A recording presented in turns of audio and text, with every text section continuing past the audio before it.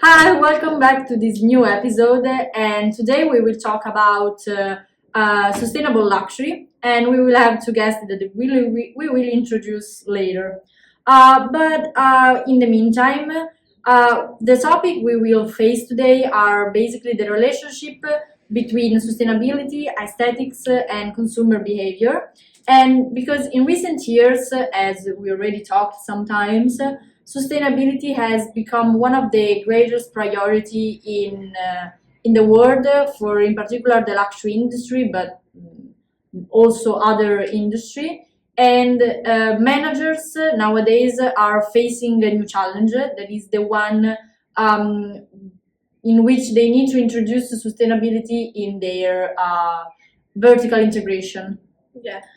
We also know that luxury is traditionally associated with timelessness, beauty, excellence, heritage, values that might seem at odds when with sustainability and when talking with sustainability, but effectively they can support in sustainability in unique ways. Yeah, absolutely. So let's keep up and we will welcome our guest.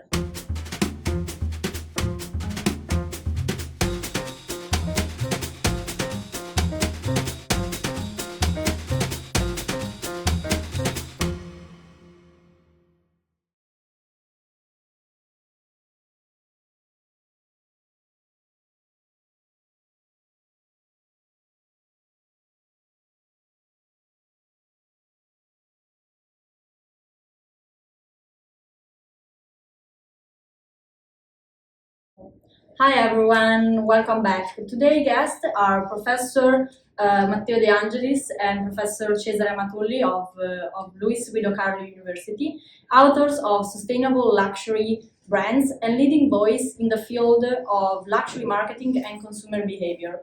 This research explores how aesthetics can act as a catalyst for sustainability and how luxury can evolve without losing its identity. They are also the founders of the first Italian observatory on sustainable luxury, a space where theory and practice came together to study and shape the future of this sector. To better understand how customers react to beauty, sustainability, and luxury experiences. We are truly looking forward to hear by them their opinion, their thinking, and to exploring their ideas with them. From the durability of luxury goods to the new consumption models and the role of creativity and sustainable innovation. Please welcome our guest. So I think we can start. So your work explores the idea that aesthetics can be a catalyst for sustainability. Can you explain how beauty influences ethical and long-term behavior in customers? Yes, thank you. Thank you very much for inviting us today. We wanted to explore different drivers of sustainability. With Matteo, we conducted many experiments, research projects on sustainable luxury. We investigated many, let's say, potential drivers and determinants of sustainable luxury consumption. But we also found that nobody studied yet the role of aesthetics. So we wanted to show with a research, let's say scientific approach, that even aesthetics and visual elements of luxury products may play a central role in generating more sustainable behaviors in the luxury field. And we thought about aesthetics because aesthetics is important in luxury consumption. And probably aesthetics is much more important in luxury than in the mass market field. So we decided to study aesthetics because it's quite new, original from a scientific point of view, because probably creating a link between aesthetics and sustainability is something counterintuitive, something that also managers don't think about.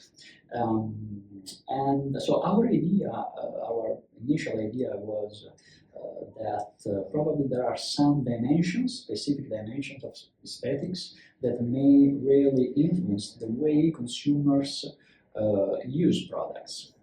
And given that the luxury in our idea, on the basis of also of our, let's say, of our papers published in the last decade, we can already say, luxury is inherently sustainable. Probably even aesthetical elements of luxury may create and boost product durability. Okay, yes. So the link is between aesthetics and product durability. Okay. So our idea is that some dimensions, aesthetical dimension of the luxury may make the life cycle of the product longer. Okay. And like, since we talked about a lot about the product, the brand, how do you think during time brand and firm can balance the heritage with the new environment of sustainability, aesthetic, and what you were just talking about? Yeah. So our idea is that, let's say, most of the discussions around, let's say, sustainability and luxury mainly focus on the, let's say, offering side. So about how companies may become more sustainable in terms of production, in terms of manufacturing processes. And we wanted to show even that, let's say, sustainable luxury may be a result of some consumption behaviors. So the managers have to understand not only how to make production more sustainable, but how to change consumer behavior. And this is particularly true in the luxury field. So we use a specific, let's say, dependent variable in our experiments that we call the length of product use. That is about the willingness of consumers to use the product longer. So managers have to understand the underlying mechanism behind such durability, that is a consumer-based durability. Yeah. When they understand such, let's say, an underlying mechanism, then they are going to be able to combine heritage of the brand and modernity of the brand. Modernity in terms of, let's say, how the brand injects sustainability within the DNA of the brand. Okay, yes. So it basically become a part of the brand itself. Yes. And also, I think that is a really good start point, because the luxury was born as something that was with the end to be used for a long period of time. And now sometimes we see that some luxury brand, sell products that are not more anymore so durable during time. Yes. So another important idea is that luxury, in order to be sustainable, doesn't need to invent something new. Sustainability is there. And aesthetics is probably one of the things that managers have to better understand from a sustainability point of view in order to make more durable products. Yeah, absolutely. Yeah, switching topic. During the conference, it was mentioned the idea of internalized luxury being more sustainable than externalized luxury. Could you explain what that means and how it relates to new forms and distinction and status? Yeah, so we define theoretically speaking the difference between, let's say, an internalized approach to luxury and externalized approach to luxury. In the first case, consumers buy luxury in order to have products that are consistent with their lifestyle. Say they don't buy luxury as status symbols. They don't buy luxury in order to show their social position. Differently, externalized luxury is about status. Is about buying luxury, especially for the, let's say, the snob value that they have, for the high price, in order to show the purchasing power. So why the internalized luxury approach is more consistent with sustainability? Because sustainability is about specific values and is about personal values. So when consumers buy luxury more for inner motives, for personal values, it's much easier for companies to have them appreciate some sustainability-based characteristics. Because sustainability is not, let's say, the right driver of status. Differently, sustainability is more about a personal characteristic, a personal, is part of a personality of consumers, of individuals. That's why, in order to become more sustainable, luxury brand managers must focus more on the internalized luxury consumers, this specific segment. That is also a segment that is growing. Yeah. If I can add something on this, internalized luxury is also consistent with sustainability when it comes to the very values driving individuals. So sustainability is moderation, is ethics, is anything that is opposite to showing off, to signaling status to others, which is more consistent with the externalized approach. Clearly, it's a dichotomy that is not a 0-1 kind of dichotomy. There are gray zones, but it's, in my opinion, in our opinion, we've been studying these things for many years now, and nice to really put together, internalize, externalize, higher, lower sustainability to create a match. I look sure these two concepts really come very well together. We have many experiment studies consistently confirming this, and it's true that the segment of people who are more mature in luxury consumption is growing, and also because the younger generation are more sustainable and more conscious, and more involved in the global debate about sustainability and about new form of status consumption. Let's say, signaling status. And a little curiosity, it was hard at first to engage with those managers you talked about before, to start to let them understand what is really under what we're talking about here. Yeah, it was hard at the beginning, we can say. As Cesare said, it's now 10 years that we've been studying sustainable luxury in general, and we can say that we have been really among the first in this community, this global community, the luxury market, the global community, to start systematically addressing the issue of luxury and sustainability no longer being in contradiction, but being much less conflicting than many managers too and scholars too thought at the beginning. And so this also was manifest when we started to talk with managers. We were in the process of writing a book, the first book that we wrote, Sustainable Luxury Brands. We started in 2015, and we got into conversation with important managers. And while on the one hand, they tried to make us understand that they were, starting to really embrace sustainability in their core business, it was clear they were still not ready. They had no idea where they were. It's part of the game. It's a big shift, big change, and they also have to think about the bottom line, the revenues, and the cost. It was risky. It was a bit risky, but the society was getting ready. Now just it's different now, we can say. And probably managers were worried about how to communicate sustainability, because they thought that combining luxury and sustainability could dilute the brand. Associating a luxury brand. They can maybe lose their identity. Yeah, and now of course they have a different idea. We met some managers 10 years ago, and we met them again today, and we found different perspectives. Okay, they start to finally engage with this new world. Because the society has changed a lot, not in 10 years, in a couple of years maybe. And younger generations are much more, I don't know if conscious. Maybe also informed. Informed. That was my point. So for sure informed, and then generally speaking more conscious. Partly as a consequence of this, better information. Yeah, absolutely.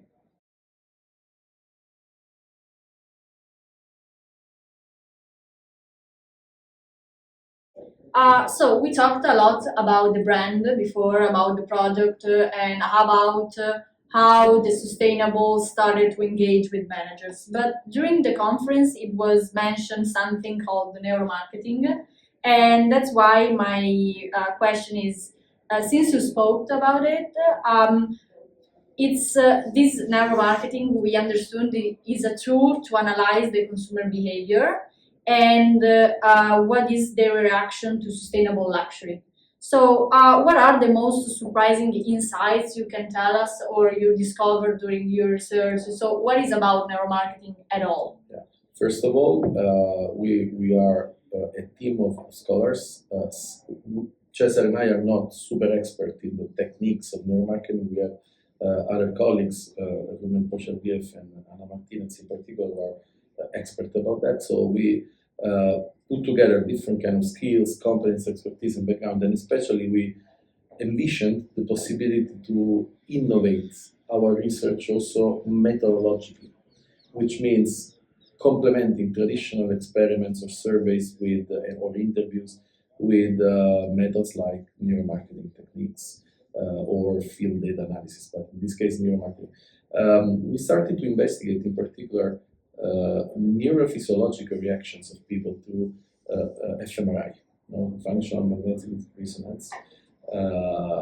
In particular, thanks to the collaboration that we still have in place with the University of Granada. They have a fantastic lab, we all visited it, and they granted us access to their machines to scan and read human brains. So we employed a sample of about 50 respondents that went there in their neuroscientific lab. I mean, just to open a little bracket, neuromarketing is the application of neuroscience to marketing stimuli. So to consumer behavior. Yeah. So we show what happened there is that respondents are showed marketing stimuli, in particular images about products that varied in the things that we wanted to look at. For instance, how much color contrast a t-shirt or a cap or a pen or glasses had. So low contrast, high contrast. And then we measured the neurophysiological reactions of people. So the brain, how the brain reacted automatically, so in a non-filtered way to the stimuli. Clearly, we talk about automatic, immediate responses. Not even milliseconds, just immediate responses. And we detected some very interesting things. So some processes happening in different parts of the brain. I don't want to be too technical about that, but for instance, we found that when people saw low contrast images, low color contrast images, there was a better reactions compared to the high contrast color images in terms of reward, motivation, desire, as well as in terms of memory.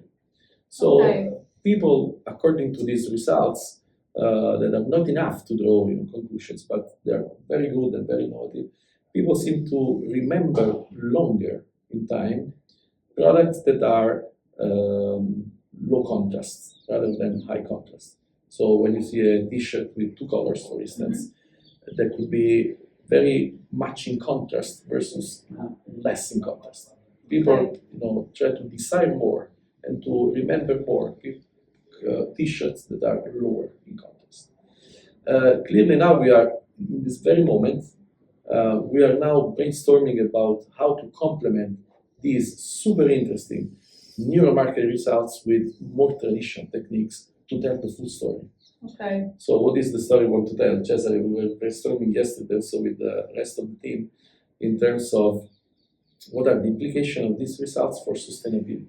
So following up on what we were saying before, this kind of memory-based result let us think that products with low contrast can be maybe used longer in time, because memory can be theoretically and maybe also empirically associated with a longer, with a higher length of product usage. So maybe something that is not correlated to, but for example, I think I'm talking for us teenager. Usually now we use clothes less than like our parents did.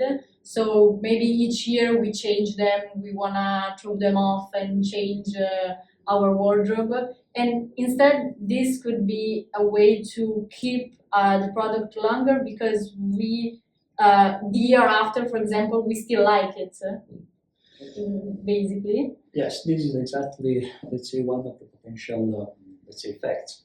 And as Matteo was underlying, They were with us yesterday, sorry. The mechanism that through such experiments we found is consistent with the traditional rules of luxury, because let's say the mechanism that we are analyzing is about continuity, stylistic continuity. So what we wanted to show, and results are confirming this, is that luxury must remain, let's say, consistent with the idea of a stylistic continuity over time. So luxury is different from fashion. Luxury is different from trendy items. Yeah. And so a very interesting element is that such traditional value of luxury then generates sustainability.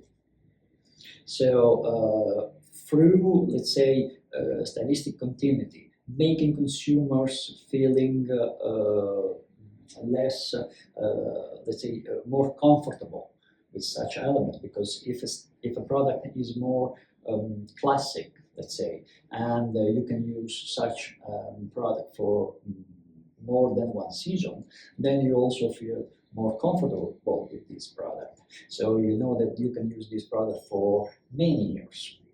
And so this is the objective of our studies, understanding how aesthetics can make luxury more consistent with its roots, and this means also making consumers more confident, more comfortable, reducing the perception of risk when consumers buy or use products. So luxury means more comfort, means more, let's say, continuity, means more consistency with your individual style, because when you select a product and you feel this product is consistent with you, with your personal style, then you want to use it. You feel, let's say, close to this product, and you like this product, and you are not influenced by external or other trends, let's say.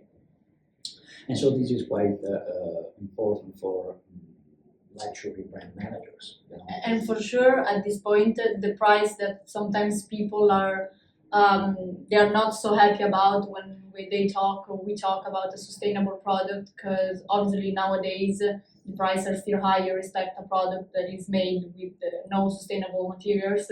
At that point, is justified because the product will last longer. But that becomes a matter of communicating the value, because the value is there, and maybe there is also there are some papers in marketing literature talking about the salience of durability.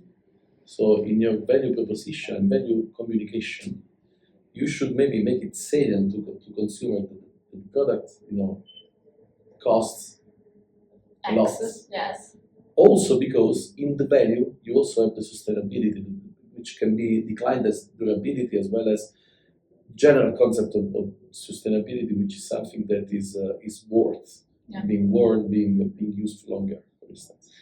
And that's a challenge for managers because it's not easy. And Matteo, probably we can add that this is particularly important today, because as we know, luxury consumers are becoming more and more skeptical about luxury, about the high prices, about quality. And so sustainability can really be the key element in order to compare in the market. Sure. Yeah. Because price is never, we are marketing professors, so price is never the only driver of some bad economic performance.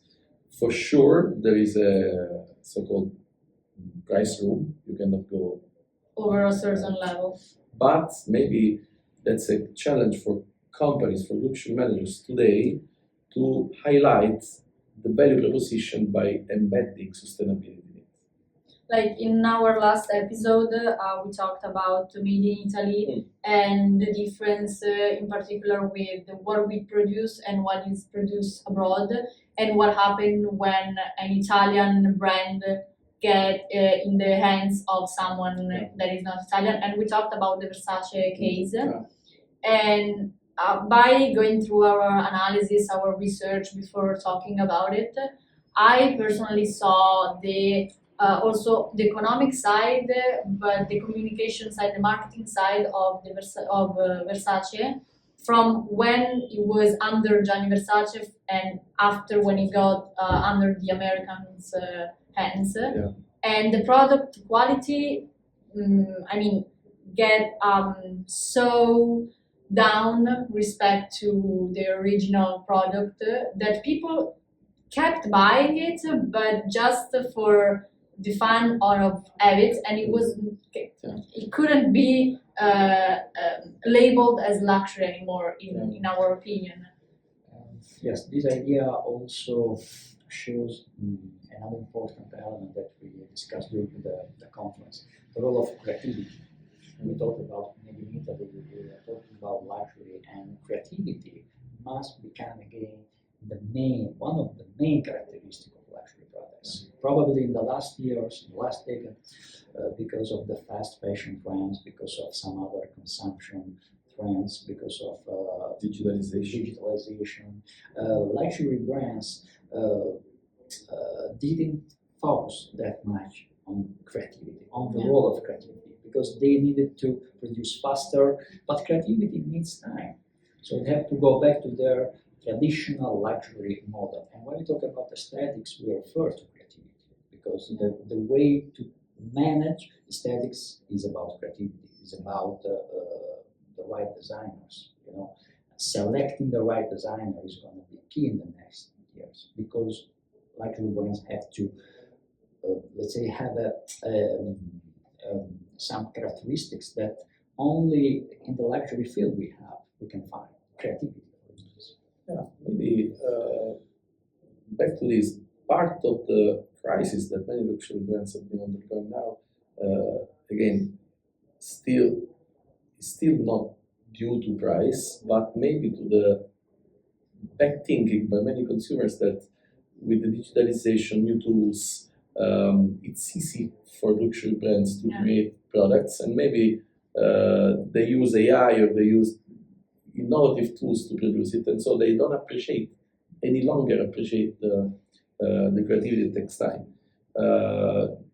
In part, they would also, maybe in part they use it, they still use creative, but they're not able to instill in consumers the idea, the belief that they keep using creativity like they used before ChatGPT or AI tools.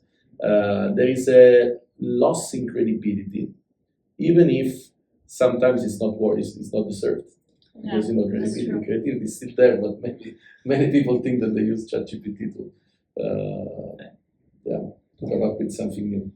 We can add to the discussion the insights of our other paper about creativity, because now we are working on another paper that we hope will be published soon, and then we focus on the role of creativity, and we found that the higher is the level of creativity, the higher is the level of emotional attachment, and the higher is the level of emotional attachment, the higher is the willingness of consumers to use the product longer. Yeah, because I think that also if you're creative, you share a story when you create something, and so the people that buy luxury, they just don't want only the product, they also want the experience that there is behind it. Yeah. Also, these findings have also been obtained because we in the experiments, in the mock-up products that we created, as well as in the real products that we used, we also told the story. Okay. So it's not enough to show images of a nice product. We have to tell the story that the product is creative, employs some production techniques, some craftsmanship, and other things that really resonate with customers. And there are other details apart from the contrast of color that stood up during your research with the neuromarketing team. Yeah, for instance, we are studying symmetry, the role of symmetry. To what extent, let's say, the product conveys a symmetric aesthetics, let's say. And even in this case, we found that the higher is the level of symmetry, then the higher is the opportunity to increase product durability. With the same mechanism that we found behind, let's say, the role of context. So the mechanism is almost the same. Higher level of symmetry makes the product perceived as more, let's say, characterized by continuity. And the higher is the level of perceived continuity, the higher is the willingness of consumers to keep the product for more than 1 season, for years. Yeah. And so they make the product more sustainable. Consumers can make the product more sustainable, not just companies. I mean, our basic idea in our study is that sustainability in luxury is not just a result of, let's say, companies' new production strategies, but it's about understanding consumers in order to make consumers, let's say, the players, the key factors, let's say, the key elements of sustainability in luxury. It's a two-way job. Exactly. Yeah.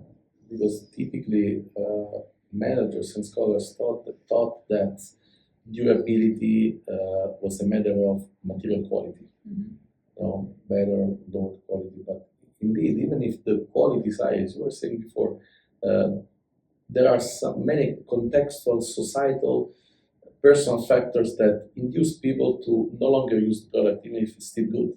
Yeah. And so the question for us is, what should companies do to avoid that? To trigger consumers to use product longer, assuming that the product is still good. Yeah. That's the. And I think this is a question that is still unanswered in some ways. Yeah. Absolutely. Yeah, it's a new way of conceiving durability that puts the customer rather than the company at the center. And such results could be reached through marketing and communication, because it was, let's say, brand managers in luxury should be able to make creativity or some aesthetical components more vivid to consumers. And this is about how to communicate such elements to the target, let's say. Absolutely.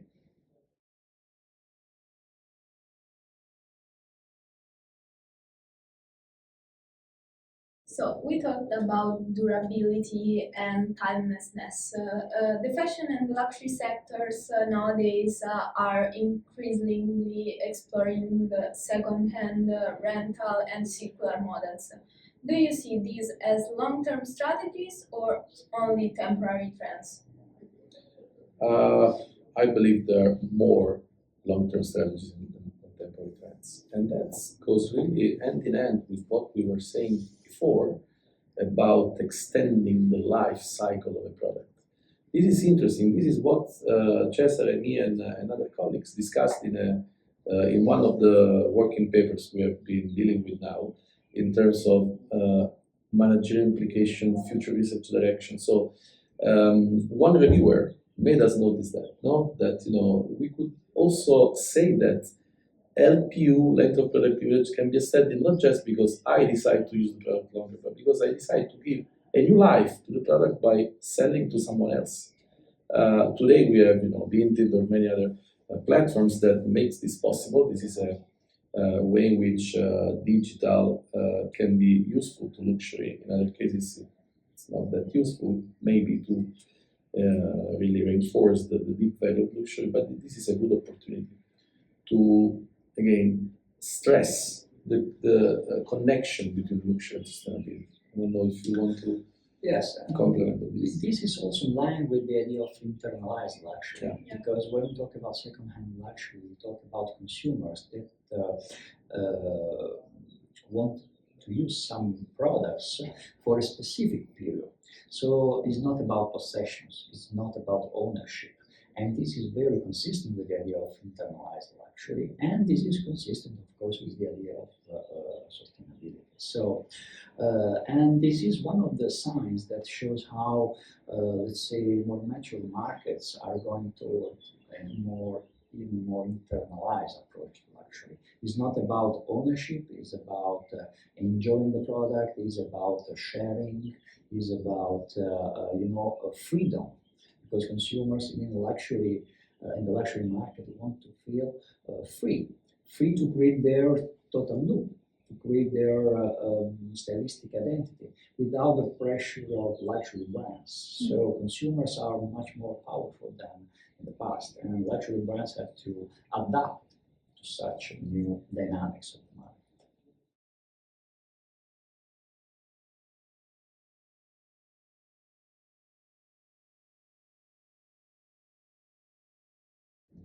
So we talked about neuromarketing, we talked about the product, the brand, the second hand, but also in our introduction we mentioned something called the observatory, and that's why we want to dive more into the topic of education, research, and future of sustainable luxury. So my question is, could you tell us more about this sustainable luxury observatory and why it was so important to create a space where academic research could meet real world industry spaces?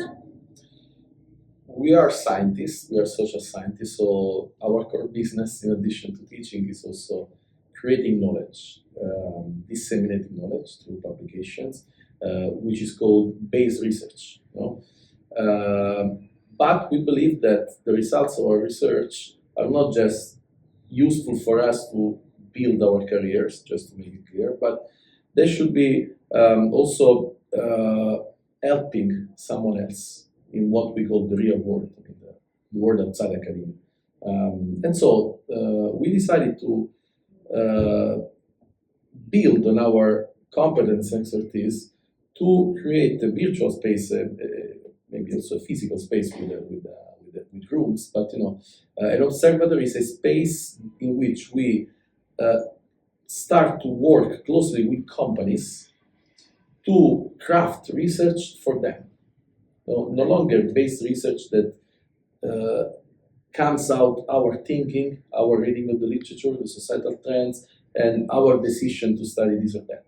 So within the sustainable luxury field, we would be very happy and keen to take ideas from companies, also co-generating ideas with companies, but doing some research that by its very birth addresses a real challenges, a real issue that company has, bringing in our methodological expertise, our knowledge of the literature, of the methods, but really working more than we do now in conjunction with one or more brands. And Matteo, we can add that, let's say, the observatory will be, let's say, the natural next step of our collaboration and of our research process, let's say, because as Matteo underlined, we started studying such topics many years ago, and we think that now is the right time for us to really disseminate, let's say, our insights, and to also try to make luxury brands much more sensitive in terms of research, in terms of evidence-based decision making.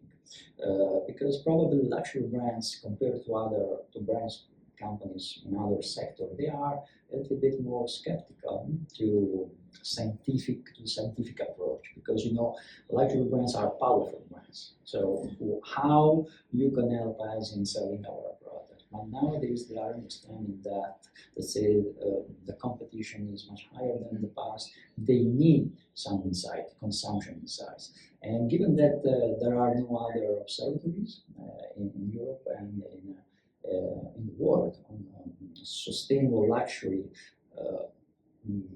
through, let's say, the consumption perspective, we decided to go ahead and to create something new.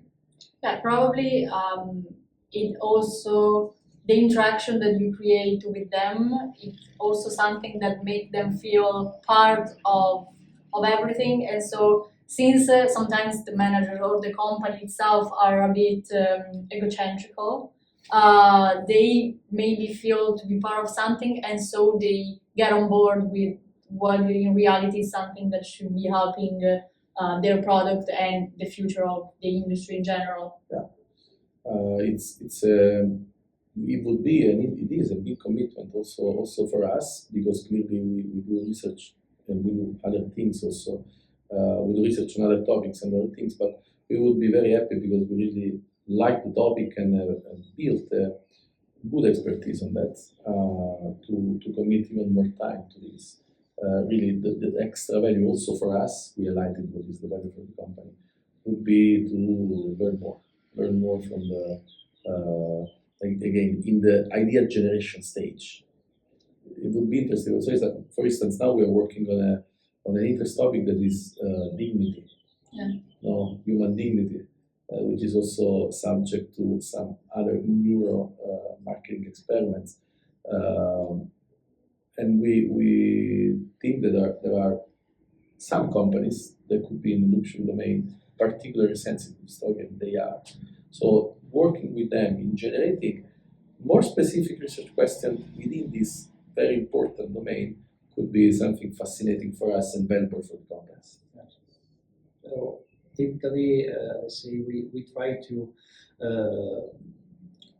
have brands and managers that are able to think ex ante something new, not ex post. So we want to help them in thinking about the next steps, not just about observing what is happening, but we will try with this observatory to really, let's say, speculate some new paradigms also applied to luxury in order to help luxury brand managers to think about the next future of luxury. Yeah, absolutely. During the conference, you also talked about a new luxury deal based on luxury, aesthetics, and sustainability. How can this framework help redefine the future of luxury for younger generations? Yes, so we talked about, let's say, these three elements because we started with, let's say, the analysis of luxury and sustainability. And then we thought about, let's say, the potential role of aesthetics. And so we think that the next future of luxury will be for sure focused on sustainability. So sustainability is going to be part of the DNA of the brand, and probably the next future luxury will become much more dematerialized. Let's say the tangible part of luxury is going to be less important, and even intellectually, probably consumers are going to be much more involved by luxury brands. So let's say that our perspective about the future of luxury is a combination of sustainability, aesthetics, but not just from, let's say, materialistic point of view, but from, let's say, even a conceptual point of view. Not just about, let's say, products, but also about a new way to think about luxury, a new way to interact with the consumers. Let's say a third step of the evolution of luxury. We know that the first step was about product. Then now we are living in the period of the luxury experiences, and we are thinking about the next step. That could be, let's say, the ultimate level of sustainability, and probably new drivers are going to be part of such a scenario. Let's say we are studying, we are thinking about this. We can tell more about this maybe in the next time. Next time. Yeah. And I think last one we talked a lot about the support that you have also from abroad, and so it's not so big of a question, but what is the importance of the support of the academic institution that are behind your research and academic places like Luis, like the University of Granada? It lends credibility and global reach, essentially. So we are pleased to collaborate with other places. University of Granada, we have collaboration ongoing with colleagues from Wharton in Columbia. That's an honor for us, and Again, it's on one hand the sign that the topic is interesting. We have built credibility in the community, although of course in a limited community, and also it's a stimulus for us to abide by certain standards and to keep being on the edge. No? Yeah. But again, like we say to students, you have to be ambitious. No? You have to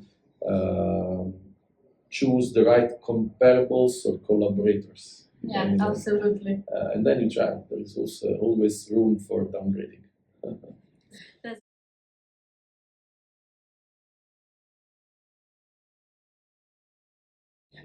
We want to thank you for your participation to our podcast. So please thank you, Professor Matteo De Angelis and Professor Cesare Amatulli.